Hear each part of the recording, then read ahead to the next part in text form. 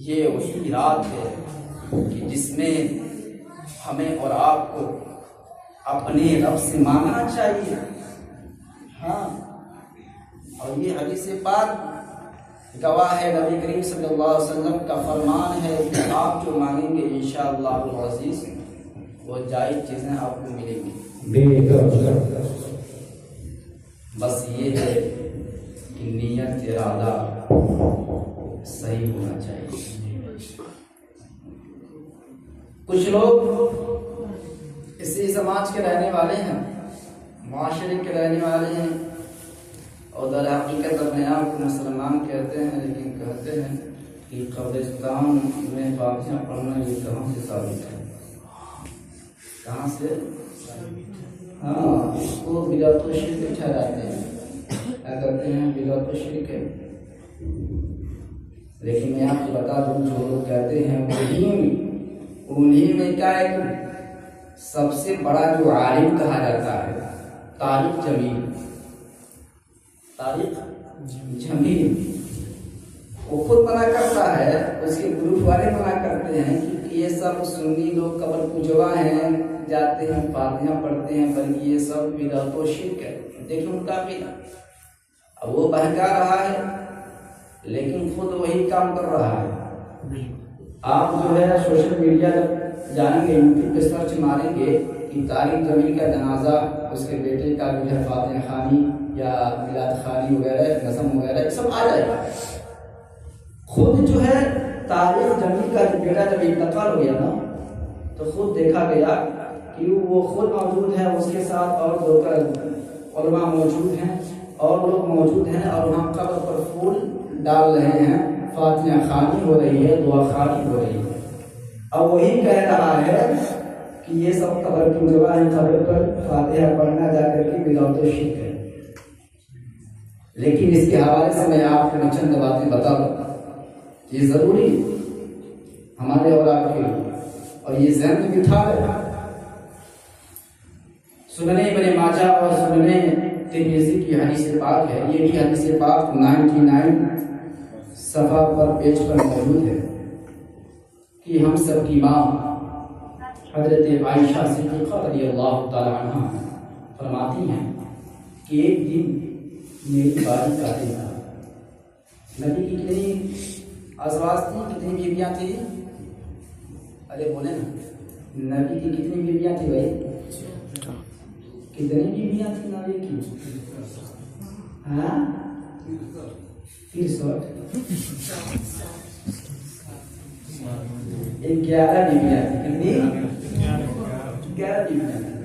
تو نبی جو ہے ایک ترتیب رکھے تھے. ظاہر سی بات ہے، جو عورتوں کا حقوق ہے، بیوی کا حقوق ہے، وہ تو ادا کرنا ہی ہے نا. اگر آپ 4 بیوی رکھیں گے تب بھی، 1 بیوی رکھیں گے تب بھی. تو نبی کریم صلی اللہ علیہ وسلم کی جو ہے 11 بیویاں تھیں. تو اس وقت کچھ بیویاں باحیات تھیں، جس میں حضرت عائشہ رضی اللہ تعالیٰ عنہ کے پاس رات ٹھہرنے کی نبی کریم صلی اللہ علیہ وسلم کی باری تھی. باری تھی کہ 1 ہفتہ ان کے یہاں رہتے، تب ان کے یہاں 1 ہفتہ ان کے یہاں. حضرت عائشہ کہتی ہیں کہ ایک دن میری باری کی رات تھی، میں نے نبی کریم صلی اللہ علیہ وسلم کو اپنی پاس نہ پائی. اب جب نہ پائی تو تلاش کرنے کے لیے نکل گئی. تلاش کرنے کے لیے نکلی تو کیا دیکھتی ہیں کہ نبی کریم صلی اللہ علیہ وسلم جنت البقیع میں ہے، مدینہ منورہ کی قبرستان میں تشریف فرما. حضرت عائشہ معقوجی ہیں. آقا کریم صلی اللہ علیہ وسلم نے ارشاد فرمایا، اے عائشہ، کیا تم یہ گمان کرتی ہو، یہ تصور کرتی ہو، سوچتی ہو، یہ ضد رکھتی ہو کہ اللہ اس کے رسول تمہارے ساتھ عدل نہ کریں گے، انصاف نہ کریں گے، تمہارے حق میں خیانت کریں گے؟ حضرت عائشہ صدیقہ رضی اللہ تعالی عنہا عرض کرتی ہیں، یا رسول اللہ، ایسی کوئی بات نہیں ہے، بلکہ بات یہ ہے کہ مجھے گمان ہوا کہ شاید آپ جو ہے دوسرے ادواس میں سے کسی کے پاس تشریف لے گئے ہیں. آقا کریم صلی اللہ علیہ وسلم نے حضرت عائشہ سے فرمایا، اے عائشہ، کیا تمہیں معلوم نہیں ہے، کیا تمہیں پتہ نہیں ہے کہ یہ کون سی شب ہے، یہ کون سی رات ہے، یہ کون سی رات ہے حضرت عائشہ صدیقہ رضی اللہ تعالی عنہ عرض کرتی ہیں یا رسول اللہ، اللہ اس کے رسول بہتر جانے کہ یہ کون سی رات ہے، یہ کون سی شب ہے، حضور آپ بتائیں، آپ بتاتے ہیں یہ کون سی رات ہے۔ آقا کریم صلی اللہ تعالی علیہ وسلم نے ارشاد فرمایا، اے عائشہ سنو یہ وہ رات ہے، یہ وہ رات ہے، ان اللہ عز وجل ينزل ليلة النصف من شعبان إلى السماء الدنيا فيغفر لأكثر من عدد الشهر غرب الكلب الإنسان ملة الإسلام۔ آقا کریم صلی اللہ تعالی علیہ وسلم ارشاد فرماتے ہیں، اے عائشہ سنو یہ وہ رات ہے کہ اس رات میں اللہ تبارک و تعالی جو ہے، اللہ تبارک و تعالی رات دن ڈوبنے کے وقت سے لے کر کے آسمانی دنیا پر تجلی رحمت کا نزول فرماتا ہے، اور بنو کرب کی بغیروں کی باقی تعداد سے زیادہ لوگوں کو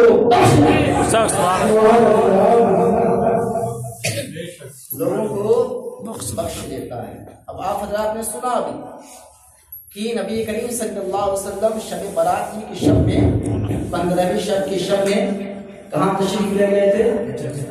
جنت البقیع میں، مدینہ شریف کے قبرستان میں۔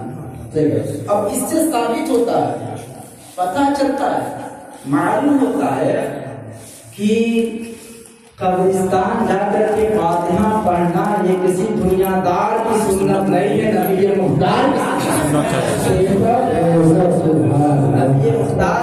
کی سنت ہے۔ اور ایک روایت کے مطابق نبی کریم صلی اللہ علیہ وسلم شہدائے احد رضوان اللہ تعالی علیہ اجمعین کی قبروں پر تشریف لے گئے اور کھڑے ہو کر کے دعا فرمائی قبر والوں کے لیے، اور قبر والوں کے وسیلے سے ہم گنہگار سیاکار بدکار عیار امتی کی بخشش کی دعا فرمائیں۔ اب اگر آپ ان باتوں کو بار سن لیں نا، تب یہاں پہ ایک سوال پیدا ہوتا ہے، ایک کوشچن پیدا ہو رہا ہے کہ آخر نبی کریم صلی اللہ علیہ وسلم شہدائے احد رضوان اللہ تعالی علیہم اجمعین اور دیگر جو ہے نیکوں کی قبروں پر کیوں تشریف لے گئے، کیوں تشریف لے گئے، اس کی وجہ کیا ہے، اس کا ریزن کیا ہے، اس کا سبب کیا ہے، اس سوال کا جواب کیا ہے، اس کوشچن کا آنسر کیا ہے؟ تو پیارے اس کوشچن کا آنسر یہ ہے، اس سوال کا جواب یہ ہے کہ اللہ تبارک و تعالیٰ کی عطا سے ہمارے اور آپ کے نبی صلی اللہ علیہ وسلم یہ جانتے تھے، ہمارے نبی کو پتا تھا، معلوم تھا کہ قرب قیامت کے قریب کچھ لوگ ایسے پیدا ہوں گے، کچھ لوگ دنیا کے اندر ایسے جنم لیں گے جو نماز کا تو انکار نہیں کریں گے، روزے کا تو